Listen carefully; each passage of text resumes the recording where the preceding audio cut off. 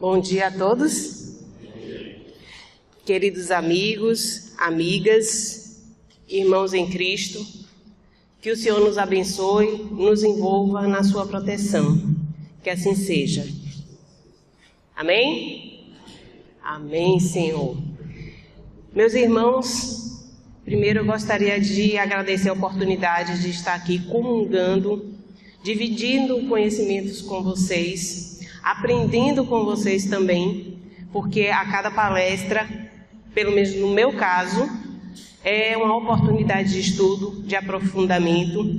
Nós nos preocupamos em repassar alguns conceitos para que não cheguemos aqui à frente e falemos coisas que estão fora do conteúdo doutrinário. E eu tomei conhecimento que esta casa completa 64 anos. Vocês estão de parabéns, 64 anos. Foi há alguns anos atrás a média de vida dos brasileiros, né? Então podemos dizer que a casa já tem uma vida. Eu sou recente na doutrina espírita, por isso que agradeço por aprender com vocês. Hoje nós vamos falar sobre uma passagem que eu admiro muito. Aliás, eu sou fã do capítulo 5, 6 e 7 do Evangelho de Mateus. Por quê? É quando Jesus nos traz o que nós conhecemos como Sermão do Monte. Praticamente, todo o nosso conhecimento evangélico, as nossas diretrizes que Jesus nos traz, estão basicamente resumidas no Sermão do Monte. Aliás, quem falava isso há tempos atrás era Gandhi. Gandhi nos traz que poderiam se queimar todos os livros religiosos da humanidade, mas se só tivéssemos o Sermão do Monte, nada seria perdido. Olha a importância do conteúdo desses capítulos. E é no capítulo 5, depois que Jesus fala a respeito das bem-aventuranças, que ele fala claramente: não vim destruir a lei. Em algumas traduções, derrogar a lei. Vim dar-lhe cumprimento.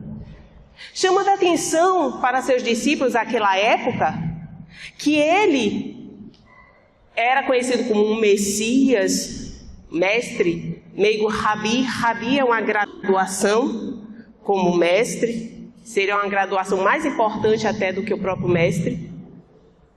Querendo deixar claro que ele não estava vindo modificar a lei. Qual era a lei vigente à época? Mosaica. O que nós conhecemos como a Torá, os 5 livros do Antigo Testamento.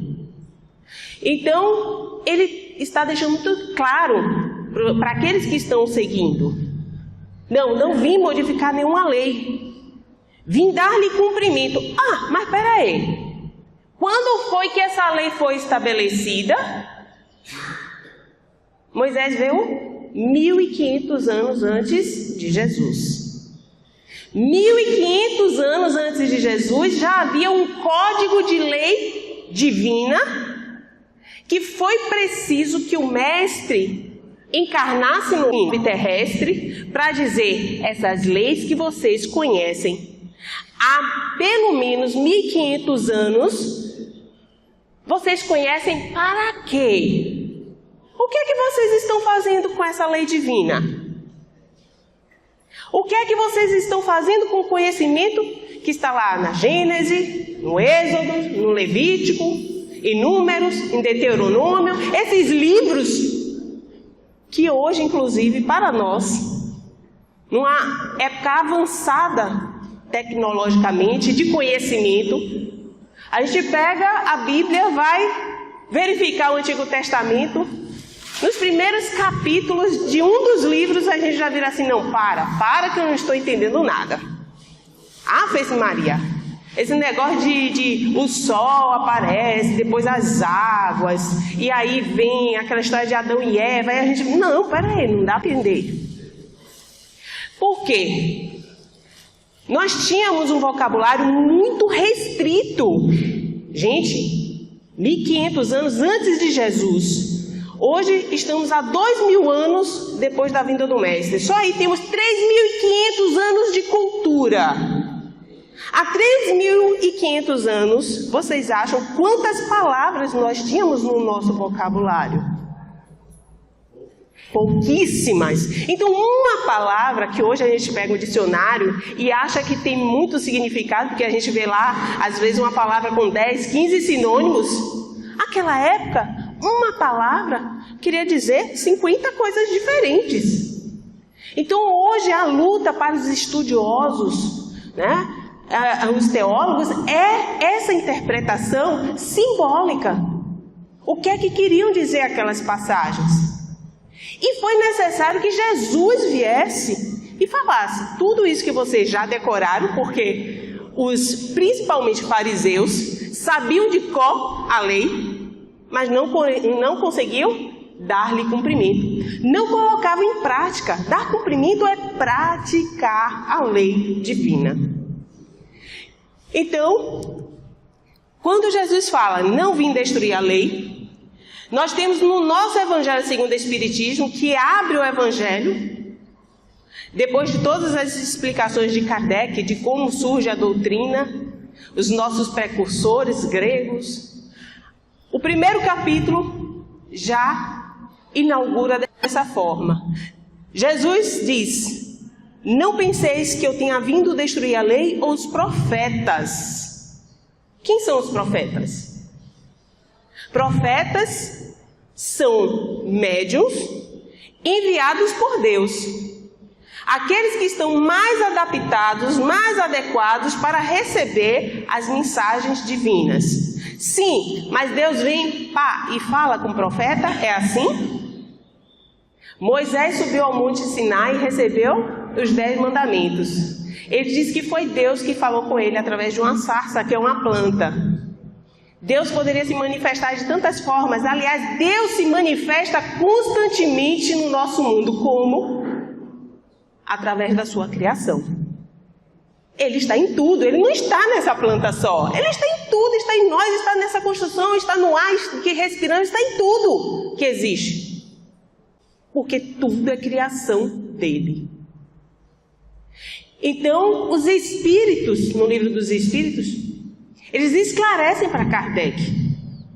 São os espíritos superiores, no caso, sob o comando de Deus, que trazem os conhecimentos para os profetas. Então, os espíritos superiores, os espíritos puros também, como Jesus, eles estão constantemente em contato com Deus. E aí nos trazem as revelações. Que para a humanidade, o Espiritismo, de forma didática, classifica em 3. A primeira, que foi a de Moisés, há 1500 anos antes de Cristo, ou seja, há 3.500 anos atrás.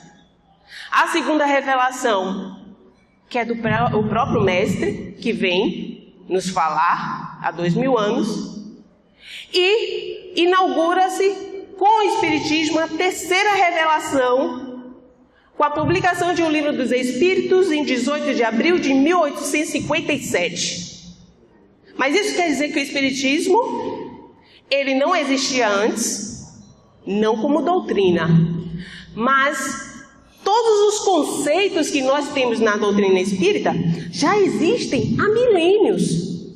A mediunidade sempre existiu. Deus, como nosso Criador, sempre esteve posto a conhecimento de todos. Então nós temos uma série de princípios doutrinários. A vida após a morte. Na verdade, a morte deixa de existir, com o próprio Espiritismo muito claro. Os vários mundos que podemos habitar, tudo isso sempre houve notícias do mundo espiritual para nós através dos profetas. Então, prosseguindo, Jesus, quando fala que vem cumprir a lei, ele diz: aquele, portanto, que violar um só desses menores mandamentos e ensinar os homens a fazerem o mesmo, será chamado o menor no reino dos céus. Ora, por que Jesus está chamando a atenção para isso? Ele esclarece a necessidade dessas leis como código divino para o Espírito, para todos nós. Como que ele faz isso? Deixa muito claro que, se nós formos examinar o Antigo Testamento, aqueles 5 livros que eu falei, vamos detectar cerca de 613 mandamentos, e não só 10 como o Decálogo. O Decálogo está lá no Êxodo só, em um dos livros. Mas se examinarmos toda a Torá, vamos ver, no mínimo, 613 mandamentos. Moisés, para elaborar esses 613 mandamentos, foi todo dia, ele tinha uma inspiração divina e ia para uma reunião mediúnica e fazia? Não. Ele tinha inspiração divina, porque lembra que ele é um profeta? Sim. Mas se nós analisarmos a história de Moisés, alguém sabe aqui? Mais ou menos. Eu já tive uma ideia. Alguma vez, no passado, alguém me contou. O povo hebreu estava sob o jugo dos egípcios. Era praticamente um povo escravizado no Egito. Chega o ponto que a população, os hebreus começam a se reproduzir tanto que o povo hebreu, o número de pessoas começa a ser maior do que os próprios egípcios. Os egípcios se preocupam com isso. Daqui a pouco os hebreus vão ser donos das nossas terras. Então fica estabelecido pelo faraó, a partir daquele momento, daquela data, que toda vez que nascesse um hebreu, ele deveria ser sacrificado. E nesse momento, nasce quem? Moisés. Moisés, hebreu. Para ele não ser sacrificado, o que é que a mãe dele faz? Coloca um cestinho de vime. Estou começando a lembrar agora da história, né? Coloca ele num cestinho de vime, põe nas águas do rio, o menino lá no cestinho, chorando, e está à beira do rio, tomando banho, quem? A filha do faraó. E vem aquele cestinho na direção dela, quando ela vê uma criança linda, saudável dentro, ela se encanta com aquele menino e leva para a corte e resolve criá-lo como um filho. Então, olha o cenário. Moisés hebreu faz parte de um povo que é escravizado no Egito. Entretanto, ele, como hebreu, está sendo criado na corte do faraó, como príncipe. Se nós olharmos a cultura da época dos egípcios, os egípcios eles tinham um conhecimento avançadíssimo em todas as áreas, principalmente a parte matemática, geometria. Eles eram um povo extremamente culto. E quem tinha acesso a esses conhecimentos? A corte do faraó. Então Moisés ele foi instruído desde criança e teve contato com toda a legislação da época. Que legislação é essa? Vamos andar um pouquinho então, alguns anos antes de Moisés? Vamos.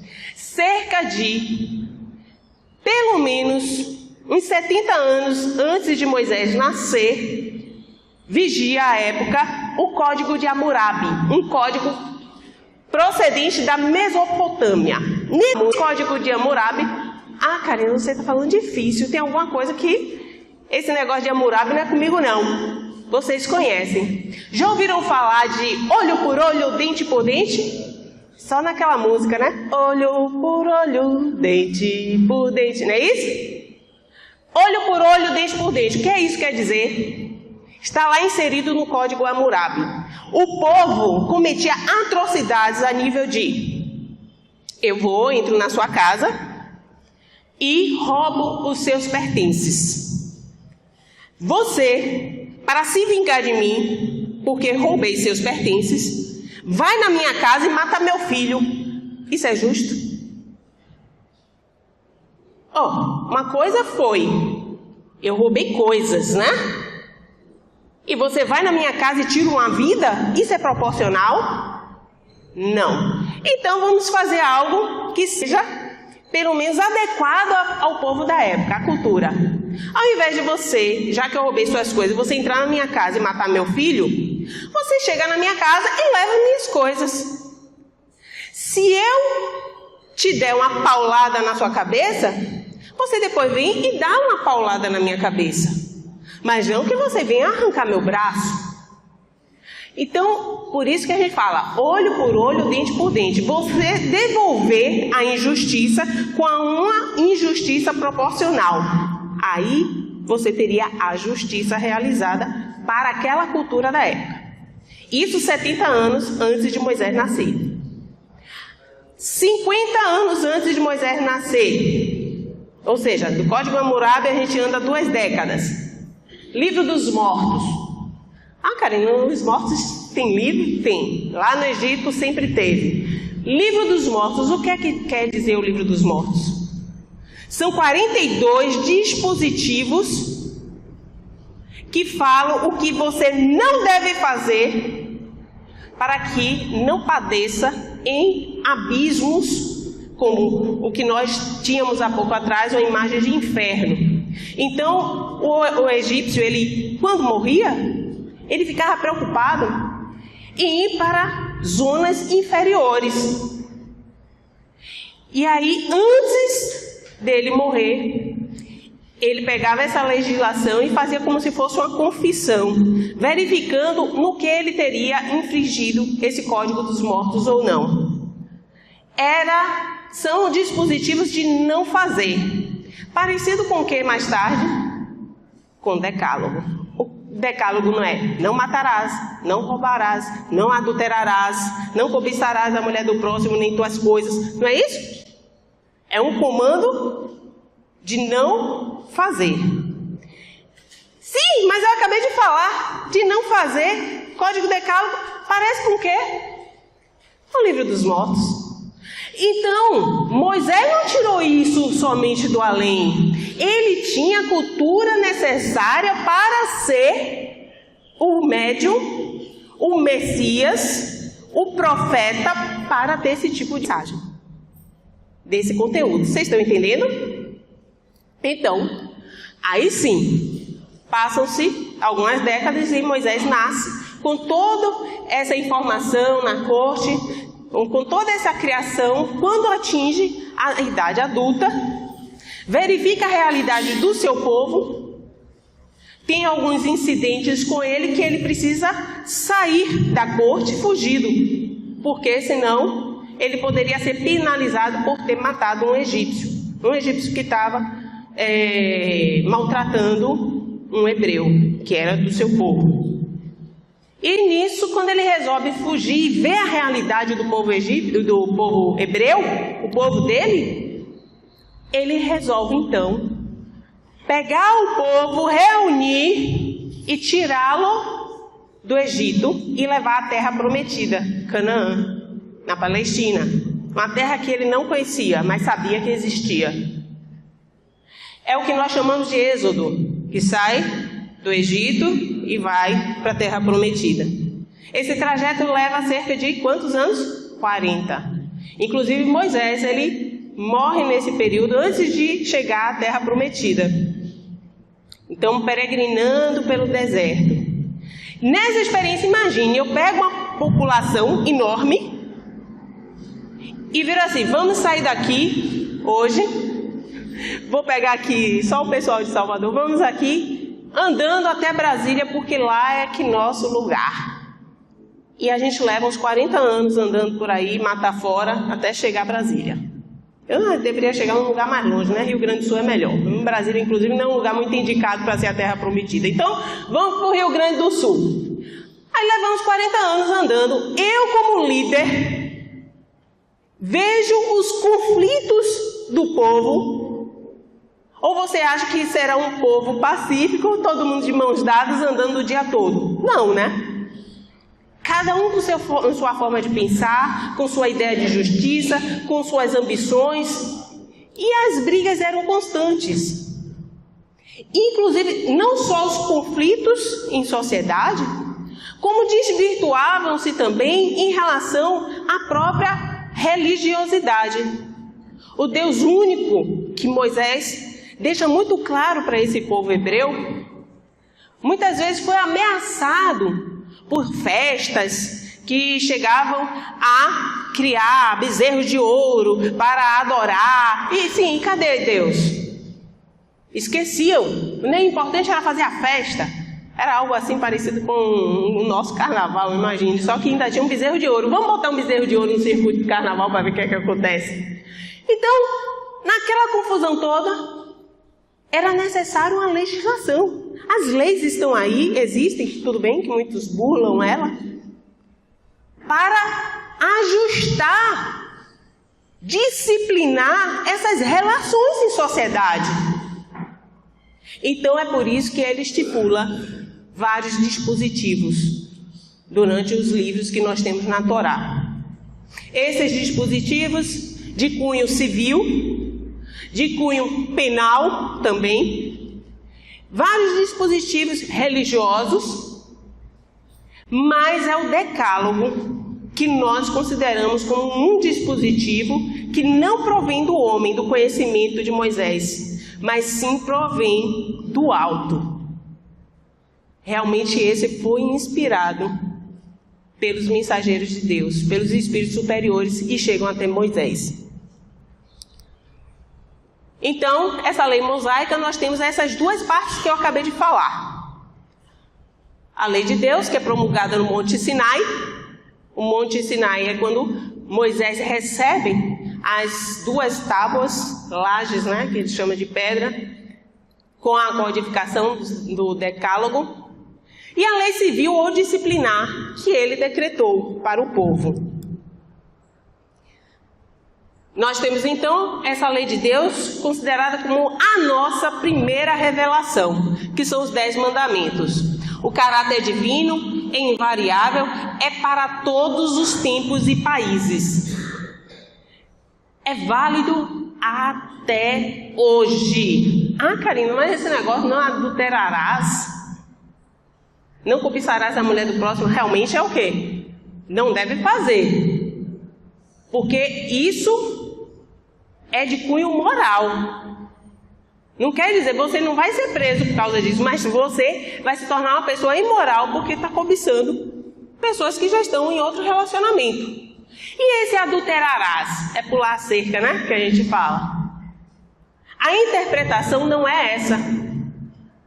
Quando a gente fala não adulterarás, quer dizer não conspurcarás a lei de Deus. Não vai dar uma interpretação inválida à lei de Deus. E foi isso que aconteceu durante todos os tempos, inclusive até com os evangelhos, que são a vida de Jesus contada através dos evangelistas. O homem vem dar sua interpretação de acordo com aquilo que ele pensa e com o que lhe é favorável. E acaba mudando a natureza da lei divina. Mas a lei divina é invariável, ela não muda, ela é uma lei de Deus. Deus não muda. Por quê? Porque ele é perfeição. O que é perfeito a gente não pode mudar. A gente só pode mudar o que é perfeito para ser mais perfeito. E mais perfeito do que Deus não existe. Então a lei divina, ela é imutável. Não só as leis morais, mas até as leis da natureza. Por exemplo, leis físicas. Nós vivemos num planeta, aliás, o universo que nós conhecemos tem todo um ajuste perfeito. Não, a gente não sabe de nenhum planeta chocando com o outro, só sabe em filme, né? um planeta chocando com o outro. Não, tudo na sua perfeita harmonia. O que é isso? Lei divina, que faz com que tudo esteja em perfeita harmonia. Se eu jogar isso aqui para cima, eu sei que essa caneta vai cair. Eu vou duvidar disso? Não, porque eu sei que existe uma lei estabelecida por Deus no universo e que aqui na Terra faz com que esse objeto seja atraído para o chão. Aliás, é por isso que a gente não anda como os espíritos na Terra, né? Levitando. A gente está aqui no chão. Porque a lei da gravidade nos puxa para o centro da Terra. Eu preciso ter fé para acreditar que essa caneta vai cair? Não, porque é óbvio, é uma lei. Eu preciso ter fé se eu jogar para cima que ela fique em cima, né? Então vamos lá. Jesus não trouxe nenhuma novidade. Ele deixou bem claro: eu vim ajudar vocês a compreender essa lei e colocá-la em prática na vida. Quando ele fala, amará teu Deus com todo o teu coração, com toda a sua alma, com todo o seu espírito, ele está reproduzindo o capítulo 6 de Deuteronômio. Então já tem no livro de Moisés que amarás a Deus acima de tudo, de todas as coisas, com toda a sua essência. E amarás o teu próximo como a ti mesmo, que é semelhante ao primeiro. Não é isso que Jesus fala? Eis o maior mandamento: amarás a Deus acima de todas as coisas, com todo o teu coração, com todo o seu espírito, com toda a sua alma. E eis o segundo, que é semelhante ao primeiro: amarás o teu próximo como a ti mesmo. Esse amarás o teu próximo como a ti mesmo está em outro livro de Moisés. Levítico, no capítulo 19, versículo 18. Então ele não está trazendo nenhuma novidade, não. Mas a forma que Jesus nos apresenta é diferente. Por quê? Porque na época de Moisés, nós precisávamos, para aquela cultura, Moisés, lembra? 1500 anos antes de Jesus. Se para você ter uma ideia do que é uma evolução da humanidade em tempos, lembre um pouco, pelo menos há 20 anos atrás, como era a nossa sociedade. Em termos tecnológicos atrasados, a gente não tinha... Nossa, o computador era um monstrengo. Telefone, eu me lembro que meu pai botava cadeado para eu não gastar, porque era aquele de descarte, né? Tinha aqueles cadeadinhos prateados. Quando apareceu um telefone de teclado, então, foi um luxo. Hoje, a gente anda pela cidade inteira, qualquer um, sem diferença de classe social, com o celular no bolso, falando para quem quiser, em qualquer lugar do mundo. Para qualquer lugar do mundo. Eu falo com pouco custo, inclusive, hoje em dia, com as tecnologias de Wi-Fi. Não é isso? Isso tinha 20 anos atrás? Não, não tinha. Agora imagine, quando a gente vai para a época de Jesus, já achamos um povo bem atrasado. E ande mais 1500 anos atrás, a época de Moisés, era um absurdo. Era um absurdo. Então, quando ele traz essa legislação para o povo, ele traz dizendo: olha, isso vem de Deus. E se você não fizer, você será castigado. E a gente traz essa crença desde o passado, não é isso? Até na infância, principalmente assim, quando a gente é do interior, a gente ouve isso. Se você não fizer isso, Deus vai te castigar. Deus vai te punir.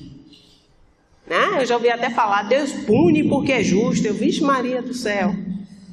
Não. Deus não pune. Deus é amor. Ah, mas de vez em quando um pai amoroso tem que punir, Karina. Não, um pai amoroso ensina. Ensina. Agora, nós estamos sob a égide da legislação de Deus. Se eu infrinjo uma lei divina, eu vou responder por ela. O que nós geralmente chamamos como espíritas de causa e efeito. Eu vou colher o que eu plantar. Se eu planto amor, eu colho amor. Se eu planto ódio, eu colho ódio. E ninguém escapará da justiça divina. Justiça essa de leis que já estão postas. Deus não vai dizer assim, você fez isso, eu vou te castigar. Nunca. E Jesus vem explicar isso para a gente. Porque para o povo, nós tínhamos um Deus que era o Senhor dos Exércitos. Era um Deus punitivo, um Deus malvado. E Jesus diz, Deus não é nada disso não. Deus é amor. Deus é Pai. Deus quer o melhor para você. Deus te criou num gesto de amor. E quer que você assim haja com seus irmãos. Então Jesus vem e nos apresenta um Deus Pai. Que para a doutrina espírita, Jesus passa a ser o nosso guia e modelo. O nosso mestre. E o Espiritismo mais tarde, como a terceira revelação, vai se tornar, e já se tornou, a chave para o entendimento de todos esses conhecimentos divinos. Então, prosseguindo aqui, para termos ainda uma ideia sobre os decretos de Moisés, eles vão se modificar com o tempo porque foram criados por ele. Apropriado então aos costumes e caráter do povo turbulento da época, continham pelo temor a suposta origem divina. Mais tarde, Kardec vem nos dizer que o que Moisés traz, sem ser o decálogo, é então de cunho transitório, porque a legislação ela é em conformidade com a necessidade da sociedade da época. Jesus então não veio destruir a lei, ele veio cumpri-la, desenvolvê-la, dar-lhe o verdadeiro sentido, adaptá-la ao grau de adiantamento dos homens. Sai um pouquinho da configuração. E prossegue também no capítulo 5 de Mateus, dizendo Jesus: ouvistes o que foi dito, olho por olho e dente por dente, código de Hammurabi, lei de Talião. Eu, porém, vos digo, agora, 1500 anos depois, não resistais ao homem mau, antes, aquele que te fere na face direita, oferece-lhe também a esquerda. O que é novidade, então, que Jesus nos traz é o amai os vossos inimigos. Jesus deixa muito claro, somos todos irmãos. Inclusive aquele que te faz mal é seu irmão. É seu irmão ignorante, é seu irmão que ainda não despertou para os valores divinos, para os valores do Espírito, e ainda está equivocado, cometendo seus erros. Então, gente, o pior criminoso, que às vezes eu vejo gente falando, infelizmente, merece morrer. Sim, fique revoltado, como diz Paulo, né? Irai-vos, mas não deixeis que o sol se ponha sobre a vossa ira. O que é isso que Paulo está querendo nos dizer mais tarde? Vai dizer no livro dos Apóstolos. Gente, a raiva, o ódio é natural do ser humano, pelo menos nesse estágio evolutivo. Então é natural que você fique furioso, que você se enraiveça, mas não deixa que o sol se ponha sobre a vossa ira. Não vá dormir com esse ódio no coração. Não vá alimentar esse ódio. Então, sinta a emoção e largue-a. Deixe para trás, deixe passar. E a gente vê muita gente adoecendo com esses sentimentos. Ficou magoada e fica alimentando aquela mágoa. Ficou chateado com a pessoa, eu odeio, aí fica alimentando aquele ódio, depois a gente vai ver que tem um câncer. Então, olha quantos ensinamentos sábios para cada um de nós. Jesus vem E fala que amemos os nossos inimigos, porque eles são instrumentos de aprendizado para cada um de nós. Se a gente não tivesse aquele espinho dentro de casa, aquela pessoa que às vezes nos tira do sério, a gente nunca vai desenvolver a paciência, a tolerância, a compreensão. Porque a única coisa que difere todos nós aqui, inclusive eu, de vocês, a única não, são duas coisas que eu gosto de dizer. A primeira são as nossas imperfeições. Todos aqui nós somos imperfeitos. Só muda a imperfeição, às vezes nem muda tanto, né? Às vezes tem uns que têm até imperfeições iguais. E as nossas virtudes, que são traduzidas pelo que Jesus chamava de luz. A luz que nós já conquistamos. Cada um tem a sua. É isso que nos difere uns dos outros. Então, quanto às leis de Moisés, Jesus modificou profundamente o quê? Combateu o abuso das práticas exteriores. No sentido que a religiosidade está dentro de nós, porque o reino de Deus está em nós. E não viver, então, a religião de aparências. E as falsas interpretações que nós tínhamos na época. Cada um fazia a interpretação da forma que lhe aprovesse. Combatendo os abusos das práticas exteriores e as falsas interpretações, ele diz: quando deres esmola, não te ponhas a trombetear em público. E como é que a gente faz isso, né? A gente vai participar de uma campanha, aí fala, eu levei não sei quantas cestas básicas, quando a gente pode, né? Eu ajudei fulano, mas fulano é ingratidão. Não, você ajudou porque você pôde. Você ajudou porque você é bom. Agora, se fulano não te retribuiu, problema de fulano. Fulano um dia vai ter que evoluir, fazer a parte dele. Mas você vai se ofender? Nós não estamos trabalhando para alcançar um dia o nosso amor incondicional? Então estamos aqui na terra para amar, gente.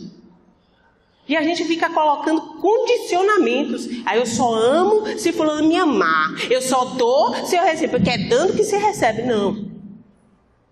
O verdadeiro cristão, Jesus pedia alguma coisa em troca? Amar é doar-se. Por isso que quando Jesus nos ensina o perdão, perdoar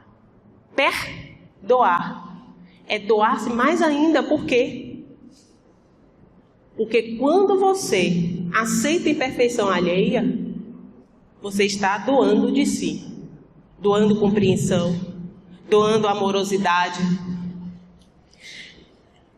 Como faz então, se eu faço uma doação, né, quando deres esmola, não te ponhas a trombetear, a espalhar, a gritar em público, como fazem os hipócritas nas sinagogas daquela época e nas ruas, com o propósito de serem glorificados pelos homens. Eu estou dando, então, olha como eu sou generoso, Deus está vendo a minha generosidade e eu sou uma pessoa boa. E muitos desencarnaram e chegaram no mundo espiritual completamente iludidos com isso. E sofreram demais. Porque, nossa, eu prestava tanta assistência. Sim, mas não adianta você ser bom externamente e seu coração, sua mente ser completamente equivocada, imunda. A pessoa pega, como eu falei, faz doações físicas, mas vive julgando os outros. Não adianta nada. Vive julgando, vive cheio de preconceitos, cheio de ofensas. Então, em verdade vos digo, esses já receberam a sua recompensa, a recompensa dos vaidosos, dos orgulhosos. Combatendo os abusos das práticas exteriores e as falsas interpretações, Jesus ainda nos traz, já no capítulo 6 de Mateus, nas vossas orações, não useis de vãs repetições, como os imaginam o gentio, né? Por quê? Palavreado excessivo que serão ouvidos. Ou seja, repetições constantes, uma atrás da outra, achando que pela quantidade você será escutado, você será ouvido. Aí vem, principalmente mais tarde, Kardec, com a sua ajuda, né, com sua didática, deixar claro para a gente essa passagem, dizendo: fale com o coração, fale com humildade, fale com a sua essência para Deus. E Jesus traz isso na parábola do publicano com o fariseu. Os dois entram na sinagoga, no templo, para orar. E aí o fariseu fala: Senhor, olha como eu sou digno, Senhor. Eu não furtei, eu não cobicei nada do próximo. Eu sou uma pessoa generosa, eu dou para todo mundo várias coisas. Não sou como esse publicano. E o publicano, a única coisa que fez, nem olhava para cima, porque respeitava a divindade. Senhor, tem misericórdia, porque sou um pecador. E Jesus fala: esse sim, saiu da sinagoga justificado. Já chamando a atenção para essas exterioridades. Então, a base da doutrina de Jesus é amar a Deus sobre todas as coisas e ao próximo como a si mesmo, reproduzindo os maiores ensinamentos da Torá. Por estas palavras, o céu e a terra não passarão, sem que tudo esteja cumprido até o último iota. Jesus quis dizer então o quê? Céus e terras passarão, né? Quem é da... Ser necessário que a lei de Deus tivesse cumprimento integral. No mínimo, amar a Deus, amar o próximo e amar a si mesmo. A gente não consegue fazer isso ainda. A gente não consegue amar a Deus porque a gente não sabe o que é Deus. A gente fica perdido. Porque ainda temos aquela crença antropomórfica de que Deus é um homem, é um senhor. E a gente está trabalhando para tirar, né, destruir essa crença do passado. Já melhorou bastante. Amar o próximo como a si mesmo. A gente não consegue se amar, que dirá amar o próximo. Então tudo isso é um trabalho, leva tempo. Mas só é um trabalho depois que a gente desperta para isso. E depositamos a nossa vontade na nossa evolução. Então, que fosse praticada na terra inteira o amor, né? Em toda a sua pureza, com todas as suas ampliações e consequências. O papel de Jesus, então, não foi um simples legislador moralista, tendo por exclusiva autoridade a sua palavra, veio cumprir as profecias. A sua autoridade vinha da natureza excepcional do seu espírito e da sua missão divina.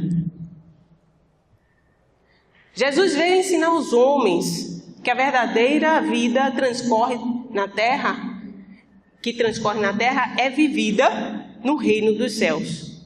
Os valores verdadeiros são aqueles espirituais. E não os valores que nós nos equivocamos aqui. Nós damos importância muitas vezes a quem tem mais bens, a quem tem mais cultura. Não é assim? Mas você conhece uma pessoa completamente inculta, aquela pessoa boa, generosa, te recebe bem, aí você descobre que ela ajuda várias outras pessoas. Sim, mas não é culta, não tem bens, não é rica, né? Como nós falamos. Então, olha como muitas vezes a gente inverte os valores pela vida material. Ali está meio difícil de ler, mas vou tentar. Então, vieram ensinar-lhes o caminho que é sim o caminho que é a esse reino que se conduz. Pronto. E os meios de eles se reconciliarem com Deus, aos meios dos homens se reconciliarem com Deus, porque à época Deus era o Senhor dos exércitos. Vamos pular que está meio difícil aquele ali. Entretanto, Jesus não disse tudo. Por quê? Lembra que eu falei dos profetas? Os profetas, eles trazem as mensagens divinas através dos espíritos superiores, mas no momento em que aquela sociedade está propensa a entender. Alguns, na época de Moisés, entenderam a lei, tanto que a lei vigorou durante muito tempo. Até hoje está imposta. Jesus, a mesma coisa. Estamos até hoje tentando entender e vivenciar o Evangelho. Não é isso? Então, os profetas, eles trazem em doses homeopáticas as informações de Deus, como nós temos que viver a cada momento. Então, limita-se, respeito a muitos pontos, a lançar o germe de verdades que, segundo ele próprio, Jesus o declarou, ainda não podiam ser compreendidas naquela época. Falou de tudo, mas em termos mais ou menos implícitos, através das histórias, das parábolas. Para ser aprendido, então, o sentido oculto das palavras do Cristo, mistério se fazia que novas ideias e novos conhecimentos lhes trouxessem a chave do conhecimento. Ideias que, porém, não podiam surgir antes que o espírito humano houvesse alcançado um certo grau de madureza. A ciência tinha de contribuir poderosamente para a eclosão e o desenvolvimento de tais ideias. Importava, pois, da ciência tempo para progredir. E aí vem, esse tempo passa quanto tempo para que a ciência avance? Cerca de quase 1900 anos. Por quê? O marco que se dá é com o Espiritismo. Espiritismo é a ciência nova, a existência do mundo espiritual, que ele vem revelar para os homens, a natureza do mundo espiritual e as suas relações com o mundo corpóreo. O Espiritismo vem através de experimentações, de forma científica, demonstrar isso para cada um de nós. Kardec, com todo o seu conhecimento, como cientista, pedagogo, vem e traz esse conhecimento de forma que fique claro para nós que esses fenômenos não são coisas, como que a gente falava, milagres, sobrenaturais. Não! Isso é o normal. Então, explica o Espiritismo, é a chave com o auxílio da qual tudo se explica de modo fácil. Já caminhando para o final, lembrando que a personificação das 3 revelações que nós temos, como eu falei no início, finalmente, Moisés com o Antigo Testamento, Jesus com o Novo Testamento e finalizando com a 3ª revelação, que é o Espiritismo. O conjunto dos seres do mundo espiritual vem e nos trazem as informações básicas para essa compreensão. Tem um Evangelho segundo o Espiritismo aqui? Tem, né? Eu gosto muito nessa passagem de esclarecer, eu já vi aqui, obrigada. Essa passagem esclarecer com essa introdução que nós temos, o prefácio do Evangelho segundo o Espiritismo. Quando o Espírito de Verdade vem e traz essa mensagem para Kardec, ele coloca na primeira página, antes de começar a introdução. Os Espíritos do Senhor, que são as virtudes dos céus, qual imenso exército que se movimenta ao receber as ordens do seu comando, espalham-se por toda a superfície da terra, e semelhantes a estrelas cadentes, vêm iluminar os caminhos e abrir os olhos aos cegos. Esse é o primeiro parágrafo da mensagem do Espírito de Verdade. Então, a essa época, em 1800, começam todas as manifestações virem no sentido de uma quantidade enorme de revelações, de manifestações espirituais. Nós temos alguns marcos, como em 1848, nos Estados Unidos, no estado de Nova York, na cidade de Hydesville, as irmãs Fox, que começam a ouvir barulhos dentro de casa, e isso depois é documentado. Começam as investigações e isso desperta a curiosidade de Kardec mais tarde, para que ele pegue todas essas informações que os espíritos manifestam no mundo inteiro para fazer a codificação, colocando em prática o princípio da universalidade. Eu não vou, apenas você está trazendo uma mensagem aqui, eu não vou colocar para conhecimento de todos, porque só tem a sua mensagem. Mas essa daqui que eu recebi de todo mundo, que tem pelo menos aqui, no mínimo, umas 30 mensagens que estão corroborando, ou seja, falando sobre o mesmo assunto, essa daqui eu vou colocar. E assim, com esse critério, foi elaborado o Livro dos Espíritos. Depois, as outras obras básicas da codificação. O Livro dos Médiuns, o Evangelho segundo o Espiritismo, depois o Céu e o Inferno, a Gênese, e temos outros livros de Kardec, como o que é Espiritismo, né? Temos também as revistas espíritas, tudo isso é informação para ser estudada e trazer a nossa vida, de forma que assim, com a compreensão dos valores evangélicos, consigamos colocar em prática todo esse aprendizado e caminhar para um mundo melhor. Um mundo que nós estamos em expectativa cada vez mais, que é o mundo de regeneração. Deus abençoe a todos, muita paz e muita luz.